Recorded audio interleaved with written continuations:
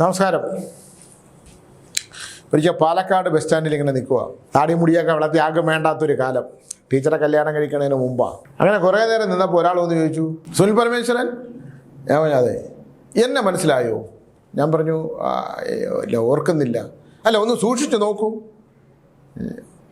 നിങ്ങളൊന്ന് ആലോചിച്ച് നോക്കൂ. ഒരാൾ ജീവിതത്തിൻ്റെ ഒരു നല്ല കാലം ഉണ്ടായിരുന്ന ഒരാൾ സാമ്പത്തികമൊക്കെ നഷ്ടപ്പെട്ട് ജീവിതത്തിൻ്റെ അടിത്തറയൊക്കെ ഇളകി താടിയും മുടിയൊക്കെ വളർത്തി ഒരു ബാഗുമായിട്ട് വേറൊരു സ്ഥലത്തേക്ക് പോയി നിൽക്കുമ്പോൾ ഒരാൾ വന്ന് ചോദിക്കണു, സുനിൽ പരമേശ്വരൻ എന്നെ മനസ്സിലായോ? ഇല്ല, ഓർമ്മ കിട്ടുന്നില്ല. ഒന്നുകൂടെ മുഖത്തൊക്കെ സൂക്ഷിച്ച് നോക്കൂ. ഇപ്പോൾ ചിലർ വിളിക്കും, ഫോൺ വിളിക്കും. നമ്മൾ എന്തെങ്കിലുമൊക്കെ എഴുതിക്കൊണ്ടിരിക്കുന്ന സമയത്താണ്, കാന്തല്ലൂർ സ്വാമി? ഞാൻ പറഞ്ഞു അതെ. ഈ ശബ്ദം എവിടെയെങ്കിലും കേട്ടിട്ടുണ്ടോ? ഈ എന്തൊരു മണ്ടത്തരം. ചെല്ല് സുനിലേ. ഞാൻ ഈ താടി മുടിയൊക്കെ വളർത്തി, എന്നെ ഇപ്പം എന്തെന്ന് വിളിച്ചാലും എനിക്ക് സുനിലേന്ന് വിളിച്ചാലും SP സുനിൽകുമാർ എന്ന് വിളിച്ചാലും സുനിൽ പരമേശ്വര എന്ന് വിളിച്ചാലും ഇനി സ്വാമി എന്ന് വിളിച്ചാലും എൻ്റെ അച്ഛനും അമ്മയ്ക്ക് മാത്രം വിളിക്കാതിരിക്കണമെന്നൊരു ആഗ്രഹം എനിക്കുണ്ട്. കാരണം അവരെന്നെ സൃഷ്ടിച്ചു പോയി എന്നൊരു കുഴപ്പം മാത്രമേ ചെയ്തിട്ടുള്ളൂ. ചില മനുഷ്യർ എനിക്ക് മനസ്സിലാവില്ല. കുറേ കൂടെയൊക്കെ നിങ്ങൾക്ക് ഓർമ്മ. ഞാൻ പറയും, നിങ്ങൾ സ്വാമി എൻ്റെ ശബ്ദം എവിടെയെങ്കിലും കേട്ടിട്ടുണ്ടോ? ഇതൊരു 3-4 പ്രാവശ്യം പേരെങ്കിലും എന്നെ ഇങ്ങനെ വിളിച്ചു ചോദിക്കും ഡെയിലി. എൻ്റെ ജോലി നിങ്ങൾ ആലോചിച്ച് നോക്കും. പുസ്തകം എഴുതുകയാണ്, കിട്ടുന്ന 1 രൂപ നാണയം, അമ്പലത്തിൽ 500 രൂപ, കാന്തല്ലൂർ പൂജയാണെങ്കിൽ പൈസയാവും. ഞാൻ പൂർവ്വജന്മമൊക്കെ എടുത്ത് പരിഹാരം ചെയ്യുമ്പോൾ അതിനൊക്കെ അതിൻ്റേതായിട്ടുള്ള ചിലവുകളൊക്കെ ഉണ്ടാകും. ബാക്കിയൊക്കെ ഞാൻ മര്യാദയ്ക്കിരുന്ന് എഴുതുമല്ലേ. ആര് വിളിച്ചാലും ഫോൺ എടുക്കും, തിരിച്ചു വിളിക്കുകയൊക്കെ ചെയ്യും. കൂടുതലും വസ്തു വിൽക്കുക എന്നുള്ളതൊക്കെയാണ്. ഇല്ലെങ്കിൽ അപ്പോൾ ഇദ്ദേഹം ചോദിച്ചു, അല്ല ഞാൻ ഈ അടുത്ത കാലത്താണ് അറിഞ്ഞത്. ഞാൻ ചോദിച്ചു എന്താണ്? അല്ല എല്ലാം പോയില്ലേ? ഞാൻ പറഞ്ഞു അങ്ങനെയാണല്ലോ ജീവിതം. അങ്ങനെ അല്ലല്ലോ, നമുക്ക് അങ്ങനെ അങ്ങ് കളയാൻ പറ്റുമല്ലോ, ഒരു പരിചയമില്ല. ഞാൻ പറഞ്ഞു താങ്കൾ ആരാണ്? ഒന്ന് ഓർത്ത് നോക്കൂ. ഇങ്ങനെയുള്ള മനുഷ്യർ അടുത്ത കാലത്ത് അറിഞ്ഞെന്ന്. ഇത് ഒരുതരം മാനസിക രോഗമാണ് ആൾക്കാർക്ക്. ചില സ്ത്രീകൾ, ഞാനിത് പറയണമെന്ന് പറഞ്ഞാൽ എന്നെ അടുത്ത കാലത്ത് 2 സ്ത്രീകൾ എന്നെ കാണാൻ വന്നു ഇവിടെ. ഇപ്പോൾ അതുകൊണ്ട് ഞാനിപ്പോൾ 60 പേർക്ക് കൊടുത്താൽ മതി എന്ന് പറഞ്ഞു. അപ്പോൾ 2 സ്ത്രീകൾ സ്വാമി. അപ്പോൾ ഞാൻ പറഞ്ഞു ആരാണ് ടോക്കൺ എടുത്ത്? ഒരാളുടെ ഫലമേ പറയാൻ പറ്റൂ, കണ്ണേക്ഷിയാണ്. അപ്പോൾ അതുകൊണ്ട് മറ്റേ ആൾ വെളിയിരിക്കണം എന്ന്. അപ്പോൾ ഒരാളുടെ ഫലം പറഞ്ഞു, മറ്റേ ആളെങ്കിൽ വെളിയിരുന്നു. കുറേ കഴിഞ്ഞ് മറ്റേ സ്ത്രീ വന്നു, സ്വാമി കണ്ണേക്ഷി എല്ലാം പറഞ്ഞോ? ഞാൻ എന്തോന്ന്? അല്ല അവർക്ക് ഇനി അവരുടെ ചില കാര്യങ്ങൾ ഞാൻ പറഞ്ഞു തരാം. ഞാൻ നിങ്ങളെന്തിനു പറയണേ? സ്വാമി അവൾക്ക് ഒരു രഹസ്യ ബന്ധമുണ്ട്, ഭർത്താവ് വിദേശത്താണ്. നിങ്ങൾ നാണമില്ലെന്ന് ഞാൻ ചോദിച്ചു. നിങ്ങൾ രണ്ട് ശരി ഒരു ആത്മാവായിട്ട് ഇങ്ങോട്ട് വന്ന് കയറിയിട്ട് നിങ്ങൾ ഈ പരദൂഷണവും നുണയും ഇതൊക്കെ മനുഷ്യന് പറ്റിയതാണോ? നിങ്ങളെ ബലമൊന്നും ഞാൻ പറഞ്ഞു, ഇറങ്ങി പോകാൻ പറഞ്ഞു. അല്ല ഞാൻ സ്വാമിക്ക് എനിക്ക് പറഞ്ഞു തരേണ്ട ആവശ്യമൊന്നുമില്ലല്ലോ.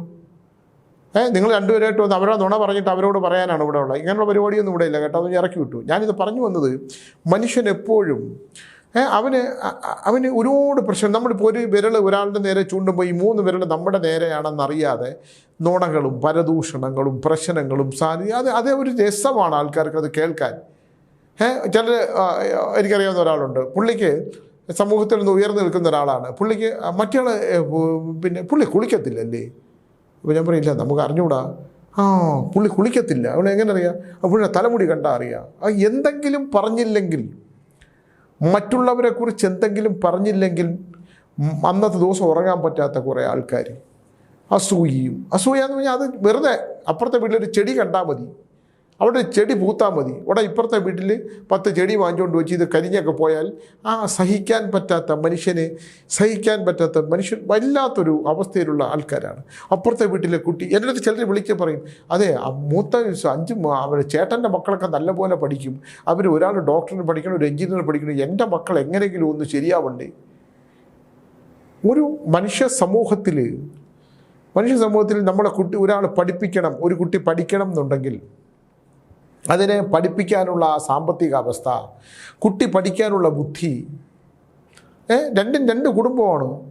മറ്റേയാളെ പോലെ ആകണം. അവിടെ 2 ഡോക്ടേഴ്സ് ഉണ്ട്, ഒരു എഞ്ചിനീയറും ഉണ്ട്. നമ്മളോടല്ലേ ഇവിടെ ഡോക്ടർമാർ പാരസെറ്റമോൾ എന്ന് അറിഞ്ഞുകൂടാത്ത ഡോക്ടർ എഴുതാൻ അറിഞ്ഞുകൂടാത്ത MBBS ഒക്കെ ഇറങ്ങിയവരുണ്ട്. ഇല്ലാന്ന് ഞാൻ പറയുന്നില്ല. അവർക്ക് താല്പര്യമില്ല, അവർ വേറെ വല്ല ബിസിനസ്സിനും പോകും. പൈസ കൊടുത്താൽ ഇവിടെ ഇഷ്ടംപോലെ എഞ്ചിനീയറിംഗ് കോളേജും മെഡിക്കൽ കോളേജിലും ഉണ്ട്. എഞ്ചിനീയറിങ്ങിനെ പറ്റുമെന്ന് അറിയില്ല, മെഡിക്കൽ കോളേജിലൊക്കെ ഉണ്ട്. അഡ്മിഷൻ മേടിച്ചിട്ട് 4 വർഷം തോറ്റ് പിന്നെ ഡോക്ടർ എന്നുള്ള പേരൊക്കെ ഉണ്ടാക്കി, ഇല്ലെങ്കിൽ റഷ്യയിലോ അമേരിക്ക ചൈനയിലൊക്കെ പോയി പഠിച്ച് പിന്നെ ഇവിടെ ഒന്ന് ടെസ്റ്റ് ചെയ്ത് പാസ്സായിട്ട് ഇവിടെ കുറേ പ്രാക്ടീസൊക്കെ ചെയ്ത് ആവുന്നവരൊക്കെ ഉണ്ട്. മറ്റുള്ളവരെ കുറിച്ചിട്ടുള്ള പരദൂഷണവും നുണകളും, മറ്റുള്ളവരെ കുറിച്ചിട്ടുള്ള ചിന്താധാരകൾ, അവരുടെ വളർച്ചയിലുള്ള പിന്നെ മനസ്സിലേക്കുന്ന ആ വളർച്ചയിലുണ്ടാകുന്ന ഒരുതരം അസൂയ. ഞാൻ എൻ്റെ കുടുംബത്തിൽ മാത്രമേ ഉള്ളൂ സ്വാമി ദോഷം, മറ്റവർക്കൊന്നും ഒരു കുഴപ്പമില്ല. അത് ഒരു കുഴപ്പം ഉണ്ടാവാതിരിക്കട്ടെ, അവരതുപോലെ അല്ലല്ലോ, അവരുടെ ജന്മാംശം നമ്മൾ അവരുടെ ജന്മം എടുക്കുമ്പോൾ അതുപോലല്ലോ ഇതുപോലെ അല്ലല്ലോ. അപ്പോൾ എന്ത് ചെയ്യണം? അത് അങ്ങനെ അവർക്ക് ദോഷം വന്നില്ലല്ലോ, നമുക്ക് ഈ ദോഷം ഉണ്ടെങ്കിൽ ഈ ദോഷത്തിൽ നിന്ന് കരകയറാൻ പറ്റുന്ന എന്താണെന്ന് നോക്കാം. അല്ലാതെ മറ്റുള്ളവരുടെ അവർ നശിച്ച് അങ്ങനെ ചത്ത് മലർന്ന് വീഴുമ്പം എനിക്ക് എന്തൊരാശ്വാസം എന്നാണോ വിചാരിക്കേണ്ടത്?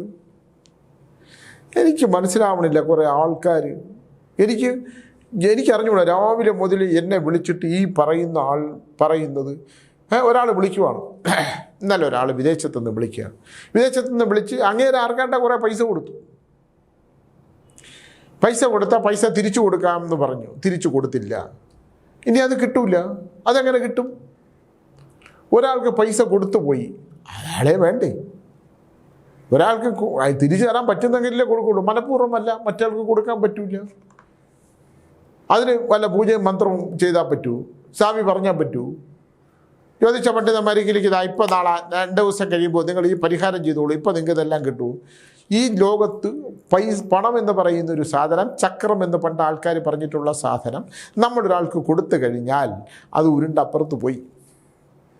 തരുന്നവരുണ്ട്. ഇപ്പം രുദ്രസിംഹാസൻ സിനിമയിൽ എനിക്കുണ്ടാക്കിയ കോടിക്കണക്കിന് ലക്ഷം കണക്കിന് പണം ഉണ്ടായിരുന്നത് ഒരു രേഖയില്ലാത്ത പണം മുഴുവൻ ഞാൻ കഷ്ടപ്പെട്ടുണ്ടാക്കി തിരിച്ചു കൊടുത്തേ പറ്റൂ. വിശ്വാസവഞ്ചന കാണിക്കുന്നവർ അല്ലേ, ചതിക്കുന്നവർ, വാക്കിന് വ്യവസ്ഥയില്ലാത്തവർ, ഇതെല്ലാം കൂടെ ചേർന്നതാണ് സമൂഹം. ഞാനിതെന്തിനു പറയുന്നു നിങ്ങൾക്ക് മനസ്സിലായാൽ, മുറിപ്പാലത്തടി മാടൻ തമ്പുരാൻ ക്ഷേത്രത്തിൽ വന്നിരിക്കുന്ന ആൾക്കാർ സ്വന്തം ദുഃഖ ദുരിതങ്ങൾ ഒക്കെ പ്രശ്നങ്ങളും ഒക്കെ ഉണ്ടെങ്കിലും എല്ലാം വിറ്റ് പറക്കിയിട്ട് എങ്ങോട്ട് പോകണമെന്ന് എനിക്ക് അറിഞ്ഞുകൂടാ. കല്യാണം കഴിക്കാത്ത മക്കളും, കല്യാണം കഴിഞ്ഞ് ഭർത്താവ് ഉപേക്ഷിച്ചിട്ട് പോയതും, ഭർത്താവിനെ ഉപേക്ഷിച്ചതും, ശരിയാകാത്തതും, ഇതൊക്കെ കൊണ്ട് ഒരുപാട് പേരുണ്ട്. ഇതിനൊക്കെ പരിഹാരം നമ്മൾ എങ്ങനെ എടുക്കാനാണ്? ചില വിധികളൊന്നും നമുക്ക് മാറ്റാൻ കഴിയില്ല, ചിലത് വിധിയിൽപ്പെട്ടതാണ്. ഗ്രഹനിലകൾ പരിശോധിച്ചാൽ പ്രണയ വിവാഹമാണെങ്കിൽ പൂർവ്വജന്മം നോക്കാതെ വിവാഹം കഴിച്ചാൽ ഉണ്ടാകുന്ന ദോഷങ്ങളെക്കുറിച്ച് ഞാൻ പറഞ്ഞിരുന്നല്ലോ. അതുകൊണ്ട് പരസ്പരം ഇഷ്ടപ്പെടുന്നവർ ചിന്തിക്കേണ്ടത്, ലാളിച്ച് വളർത്തിയ ഒരു മകൻ, ഭാര്യ ക്യാൻസർ വന്ന് മരിച്ചുപോയി. ആ മകനെ ലാളിച്ച് വളർത്തി അച്ഛൻ വേറെ വിവാഹം കഴിച്ചില്ല, അവനെ എന്ന് പറഞ്ഞ് ജീവിച്ചു. അവനങ്ങ് വളർന്ന് വലുതായി നല്ല മിടുക്കനൊക്കെ ആയപ്പം സിനിമാ കഥ തോൽക്കുന്ന പോലെ അച്ഛൻ ക്ഷീണിക്കുമല്ലോ, പ്രമേഹം വരുമല്ലോ, അപ്പോൾ ശരീരം മാറുമല്ലോ. ഇപ്പം ഞാനൊക്കെ എങ്ങനെ ഇരുന്നതാണ്, ശരീരം കാലങ്ങൾ കഴിയുമ്പോൾ ശരീരത്തിന് മാറ്റം വരും. അത് പ്രമേഹം ഇല്ലെങ്കിലും മാറ്റം വരും. അങ്ങനെ മാറുന്നതാണല്ലോ ശരീരം, നീറുന്നതാണ് ശരീരം, നീറി ബന്ധുരുകുന്നതാണ് ശരീരം. അത് ആ ശരീരം അങ്ങനെയാണ്. നമ്മളെത്ര സന്തോഷിപ്പിക്കും, നമ്മൾ സന്തോഷത്തോടുകൂടി മനസ്സിനെ കൊണ്ടുവന്നിട്ട് നമ്മൾ ആഹ്ലാദത്തോടെ ജീവിക്കാൻ ശ്രമിച്ചാലും നമ്മുടെ ശരീരം ആവശ്യപ്പെടുന്ന തരത്തിലുള്ള, ശരീരത്തിൽ നിന്ന് പോകേണ്ട തരത്തിലുള്ള ചില വിഷയങ്ങളിലൂടെ നമ്മൾ ആ വഴിയിലൂടെ സഞ്ചരിച്ചേ പോയേ പറ്റുള്ളൂ. അപ്പോൾ ഈ അച്ഛൻ അവൻ്റെ മകൻ്റെ അടുത്തോട്ട് ചെന്നപ്പോൾ, മകന് വില കൂടിയ വീട്ടിലെ മകൻ, നന്നായിട്ട് പഠിക്കുന്ന മകനാണ്. അപ്പോൾ അവൻ വില കൂടിയ ഒരു വീട്ടിലെ പെണ്ണുമായിട്ട് ഇഷ്ടം. അപ്പോൾ ഇവൻ കൂട്ടുകാരോടും അവൻ ഭാര്യ വീട്ടുകാരോടൊന്നും പറഞ്ഞേക്കണം അച്ഛൻ വലിയ ഉദ്യോഗസ്ഥനാണ് എന്നാണ്. അച്ഛൻ ഈ പാവപ്പെട്ടവൻ വലിയ ഉദ്യോഗസ്ഥനല്ല, മമ്മൂട്ടിയുടെ ഏതോ സിനിമയിലെ കഥ പോലെ. അപ്പോൾ അവിടെ ചെല്ലുമ്പോൾ പെൺകുട്ടികൾ ഈ അച്ഛനെ കണ്ടു കഴിഞ്ഞപ്പോൾ ഇവൻ കുറേ പെൺകുട്ടികളും ആൺകുട്ടികളും ഇടയിൽ നിൽക്കുമായിരുന്നു. അച്ഛനെ കണ്ട് ഓടി അടുത്തേക്ക് എന്ന് അച്ഛനെ പിടിച്ച് പുറത്തേക്ക് കൊണ്ടുവന്നു. അച്ഛൻ എന്തിനാണ് ഇപ്പോൾ ഇങ്ങോട്ട് വന്നത് എന്ന് പറഞ്ഞ് എന്നിട്ട് ഹോട്ടലിൽ കൊണ്ടുപോയി ചായ വാങ്ങിച്ചു കൊടുത്ത് അച്ഛൻ്റെ നിന്നുള്ള പൈസയും മേടിച്ചിട്ട് അച്ഛനെ വണ്ടി കയറ്റി വിട്ടു. അദ്ദേഹം കരഞ്ഞു വിളിച്ച്, സ്വാമി, എൻ്റെ മകൻ എന്നിൽ നിന്ന് അകന്നുപോയി, എന്താണ് കാരണം? ഞാൻ ഈ വിവരങ്ങളൊക്കെ ചോദിച്ച് മനസ്സിലാക്കിയപ്പോഴാണ് മനസ്സിലായത്. അച്ഛൻ സൗന്ദര്യമില്ലാത്ത അച്ഛൻ, നിറവ്യത്യാസമില്ലാത്ത അച്ഛൻ കഷ്ടപ്പെട്ട് പിന്നെ പറമ്പിൽ കൃഷി ചെയ്ത് അങ്ങോട്ട് വിട്ട് നല്ല സിനിമ വെല്ലുന്ന കഥയാണ്. അപ്പോൾ അച്ഛന് ആവശ്യമില്ല, അവൻ വില കൂടിയ വലിയ വീട്ടിലെ പെണ്ണിനെ കല്യാണം കഴിക്കുമ്പം ഈ പാടത്തിറങ്ങി കൃഷി ചെയ്യുന്ന അച്ഛൻ്റെ മകനാണെന്ന് പറയാൻ, ഇല്ലെങ്കിൽ കാളയും കലപ്പയുണ്ടാകുന്ന അച്ഛൻ്റെ മകന് ആണെന്ന് പറയാൻ, അങ്ങനെയുള്ള തറവാട്ടിൽ ജനിച്ച കുട്ടിയാണെന്ന് പറയാൻ മകന് ദോഷം. ഞാൻ പറഞ്ഞു, ഞാൻ നമ്പർ തരാൻ പറഞ്ഞു. അദ്ദേഹം ഒരു ചെറിയ മൊബൈൽ, സ്ക്രീനൊന്നുമില്ല. ഞാൻ വിളിച്ചു, ഞാൻ പറഞ്ഞു ആ ഇന്ന ആളാണ്. സ്വാമി ഞാൻ കണ്ടിട്ടുണ്ടോ, DNA ഒക്കെ കാണാറുണ്ടോ? ഞാൻ പറഞ്ഞു മോനെ നീ എന്ത് പരിപാടിയായി കാണിക്കണേ? എടാ നിൻ്റെ അച്ഛനല്ലേ ഈ അമ്മയില്ലാതെ ഈ കഷ്ടപ്പെട്ട് നിന്നെ വളർത്തി നിലയിലെത്തുമ്പം നീ പിന്നെ അത് അച്ഛൻ നല്ലവണ്ണം വേഷം ധരിക്കത്തില്ല, അച്ഛൻ്റെ ബട്ടൺസ് മാറിയാണ് കിടന്നത്. ഞാൻ പറഞ്ഞു ഇതൊക്കെ ഈ ലോകത്ത് പറ്റിയതാണോ? ദൈവത്തിന് നിരക്കാത്ത കാര്യങ്ങൾ ചെയ്യരുത് കേട്ടോ. ക്രൂരമാണിത്, ക്രൂരം. ഇത് കഥ ഞാൻ എഴുതുന്ന ആളാണ്, ഇതൊക്കെ ഞാൻ അറിയാതെ എഴുതുകയോ പറയുകയോ ചെയ്യും. പുള്ളി വളരെ സൈലൻ്റായി. അല്ല ഞാൻ സാമ്യം ഒന്ന് കാണാം. എന്നെ കാണുമെന്നും വേണ്ട, നിങ്ങളെപ്പോലെ മാതാപിതാക്കളെ സ്നേഹിക്കാത്ത, ഇതിന് മാതാവില്ല, അയാളുടെ വിധിയാണ് നിങ്ങൾ. അതുകൊണ്ട് നിനക്ക് ഇഷ്ടമുള്ള പെണ്ണിനെ നീ കല്യാണം കഴിച്ചോ, നീ ജീവിച്ചോ. പക്ഷേ ഈ പാവപ്പെട്ട അച്ഛൻ്റെ ദുഃഖം ഉണ്ടല്ലോ, നീ ഒരു കാലത്ത് നീ അച്ഛനാവുമ്പോൾ നീ ഈ ദുഃഖം അനുഭവിക്കേണ്ടി വരും. അത് 100% ആ പിതാവിൻ്റെ വേദന. അപ്പോൾ അയാൾ എൻ്റെ തുടയിലിങ്ങനെ പിടിച്ച്, സ്വാമി ഒന്നും പറയണ്ട സ്വാമി, വെമ്പായത്ത് വെച്ചാൽ എൻ്റെ പോയിരുന്നൊരു സ്വാമി, ഒന്നും പറയണ്ട സ്വാമി, അവന് അങ്ങനെ വിഷമമാവും. അപ്പോഴും അച്ഛൻ്റെ നീറുന്ന ഒരു ഹൃദയമാണ്. ഇങ്ങനെയുള്ള അച്ഛന്മാരുണ്ടോ? എന്തൊരു കഷ്ടമാണ് ഇങ്ങനെയൊക്കെ ചെയ്യുന്നത്. നിങ്ങൾ കുറേ കൂടെയൊക്കെ കുട്ടികൾ അച്ഛനമ്മമാരെ തിരിച്ചറിയാൻ പഠിക്കണം. എല്ലാ അച്ഛനമ്മമാരും ഇങ്ങനെയാണെന്നല്ല, കോപാകുലന്മാരായ അച്ഛന്മാരുണ്ട്. വളരെ ബുദ്ധിപൂർവമായിട്ടുള്ള പിന്നെ എന്നെ കഴിഞ്ഞ ദിവസം ഒരാൾ ഒരു കുലീനയായ സ്ത്രീ അവരുടെ ശബ്ദം കേട്ടറിയും വളരെ മാന്യമായി പെരുമാറി. മകൻ്റെ ഒരു വിഷയമാണ്, എനിക്കത് മനസ്സിലായി. ഞാൻ പരിഹാരം പറഞ്ഞു കൊടുത്തു. എനിക്ക് മനസ്സിലായി, നിങ്ങളെ ഒന്ന് കാണണം, കുട്ടി ഇതാ ഇങ്ങനെയുള്ള ആളാണ്, ഇങ്ങനെയല്ലേ? അതെ, എനിക്ക് പിടികിട്ടി, മനസ്സിലായി. ആ കുട്ടി ഇങ്ങനെയാണ്. ഇത് അയാൾ ആ മനുഷ്യൻ്റെ ഒരു എന്നിട്ട് അയാൾ ആ മൊബൈൽ ഓഫ് ചെയ്തിട്ട് നമ്മുടെ ഇങ്ങനെ ഒരു ഇരിപ്പിരുന്നു പുള്ളി കുറച്ച് നേരം. അല്ല സ്വാമി, ഇനിയിപ്പോൾ നമുക്ക് സൗന്ദര്യമൊന്നും ഇല്ലല്ലോ, അങ്ങനെ വലിയ ആർഭാടമുള്ള ഒന്നും ഇല്ലല്ലോ, ഞാൻ വേണമെങ്കിൽ ഞാൻ മരിച്ചുപോയി അവൻ പറഞ്ഞോട്ടെ. നമ്മളൊരു അച്ഛൻ്റെ വികാരമാണ് ഞാൻ പറഞ്ഞത്, മരിച്ചോട്ടെ. അങ്ങനെ നല്ലൊരു ബന്ധം കിട്ടി കല്യാണം കഴിക്കണമെങ്കിൽ അവൻ്റെ ജീവിതം സെറ്റിലാവുമല്ലോ സ്വാമി. ആ ഇടറുന്ന തൊണ്ടകളും ആ നിറഞ്ഞ കണ്ണീരും ഉണ്ടല്ലോ, ഇവരൊക്കെ എവിടെ പോയി നിൽക്കണം? ഇതെന്തൊരു മക്കളാണെന്ന് ഞാൻ ചോദിക്കണം. മക്കളെയും മാമ്പൂക്കളെയും കണ്ട് കൊതിക്കരുത് എന്ന് പറഞ്ഞിട്ടുണ്ട്. ചില വചനങ്ങൾ ബൈബിളുണ്ടല്ലോ, ദുഷ്ടനെ പന പോലെ വളർത്തും, അവൻ്റെ പതനം അവൻ്റെ മക്കളിലൂടെ എന്ന് പറഞ്ഞിട്ടുണ്ട്. ഒരുപാട് ഉദാഹരണങ്ങളോടുകൂടിയാണ് ഞാൻ ഈ പറയുന്നത്. എനിക്ക് ചുറ്റും കാണുന്ന കാഴ്ചകളാണ് ഞാൻ ഈ പറയുന്നത്. നമ്മൾ മക്കളെ സ്വപ്നം കാണണ്ട, അത് എപ്പോൾ വേണമെങ്കിലും പൊഴിയും. ഈ അടുത്ത കാലത്ത് അച്ഛൻ ഭാര്യ മരിച്ച് ഒരു മകളെ അന്തസ്സായിട്ട് വളർത്തി കൊണ്ടുവന്ന മകൾ ഒരാളുമായിട്ട് ഇഷ്ടമാണ്. എന്നെ വിളിച്ചിരുന്നു, പറഞ്ഞു ഇത് അച്ഛനോട് പറയണ്ട എന്ന്. ഞാനപ്പോൾ മറുപടി പറഞ്ഞില്ല. ഞാൻ പറഞ്ഞൊരു കാര്യം ചെയ്യൂ, ഗൃഹനില അയച്ചു തരൂ. ഗൃഹനില അയച്ചു തന്നിട്ട് ഞാൻ പൂർവ്വജന്മം നോക്കിയിട്ട് ഉത്തമമാണെങ്കിൽ ഞാൻ അച്ഛനോട് സംസാരിക്കാമെന്ന്. ഞാൻ അതിൻ്റെ പൂർവ്വജന്മം എടുത്തപ്പോൾ ഉണ്ടല്ലോ, ഈ കുട്ടിക്ക് സംഭവിക്കാൻ പോകുന്ന ഭീകരത ഓർത്ത് ഞാൻ നടുങ്ങിപ്പോയി. ഞാൻ പറഞ്ഞു, മോളെ ഇത് ചെയ്യരുത്, ഇത് വളരെ വിഷമകരമായ അവസ്ഥയിലെത്തും. ഉത്തമമല്ലാത്ത ഗ്രഹനിലകൾ, ഉത്തമമല്ലാത്ത പൂർവ്വജന്മങ്ങൾ, ആ ജന്മത്തിൽ നിന്ന് ബന്ധമുണ്ടായി കുട്ടികൾ ജനിച്ചാൽ കുട്ടികൾ അച്ഛനമ്മമാരെ കൊല്ലുക മാത്രമല്ല, കുട്ടികൾക്കുണ്ടാകുന്ന ശാരീരികമായ അവശതകൾ, പ്രശ്നങ്ങൾ മറ്റേ പ്രണയമൊക്കെ 2 ദിവസം കഴിയുമ്പോൾ തീരും. അതുകൊണ്ട് എന്നെ വിളിക്കാറില്ല. ഞാൻ കഴിഞ്ഞ ദിവസം അച്ഛനെ വിളിച്ചപ്പോൾ എനിക്ക് ഏറ്റവും ദുഃഖകരമായൊരു വാർത്ത അദ്ദേഹം പറഞ്ഞു. ഭാര്യ മരിച്ചിട്ട് ഒറ്റയ്ക്ക് ജീവിക്കുന്ന മനുഷ്യനോട് പറഞ്ഞു, ഇല്ല അവളിപ്പോൾ എന്നെ വിളിക്കാറില്ല. ഞാൻ കുറച്ചു നേരം നിശബ്ദമായി. ആ കുഞ്ഞിനെ എങ്ങനെയാണ് ആ കുട്ടിയെ വളർത്തിയെടുത്തതെന്ന് ഞാൻ കണ്ടിട്ടുള്ളതാണ്. ആ കുട്ടി വളരുന്നത് ഞാനും കൂടി കണ്ടതാണ്. ആ ഭാര്യ മരിച്ചിട്ടും ആ ഏകാന്തമായ മനുഷ്യൻ താടിയൊക്കെ വളർത്തി. എനിക്ക് അയാളോട് സംസാരിക്കാൻ തോന്നില്ല അദ്ദേഹത്തിനോട്. എൻ്റെ പ്രിയ സുഹൃത്താണ്.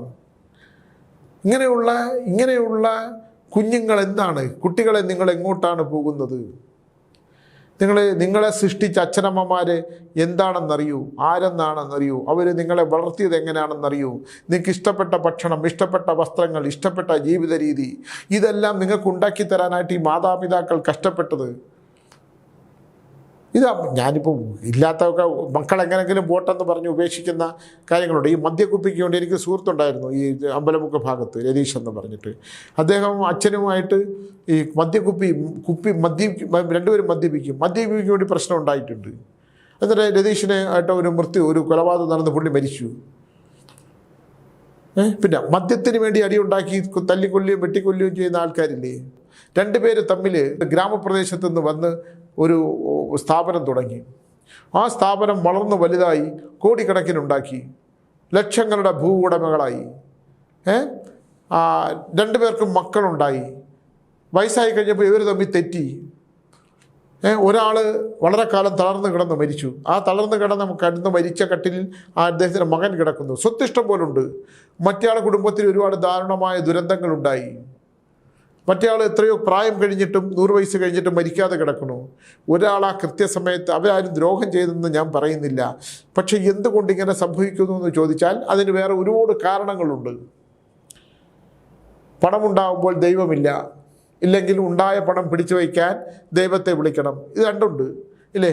പണം ഉണ്ടായിക്കഴിയുമ്പോൾ ആ പണം ഉണ്ടാക്കി വയ്ക്കാൻ ഒന്നുകിൽ ദൈവം എന്ന് പറയുന്നൊരു ദൈവവിശ്വാസം എന്നൊരു സാധനമില്ല, ഇല്ലെങ്കിൽ ഉണ്ടാക്കി വയ്ക്കുന്ന പണം നിലനിർത്താനായിട്ട് ഈശ്വര സാന്നിധ്യം ആവശ്യമുണ്ട്.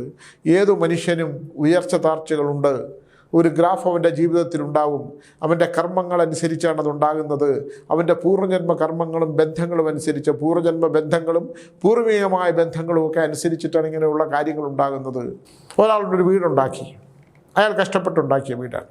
ആ വീട് മറ്റൊരാൾ അയാളുമായിട്ട് ബന്ധമുള്ള ഒരാൾ കൂടെ കൊടുക്കേണ്ടി വന്നു, കൊടുക്കേണ്ടതാണ്.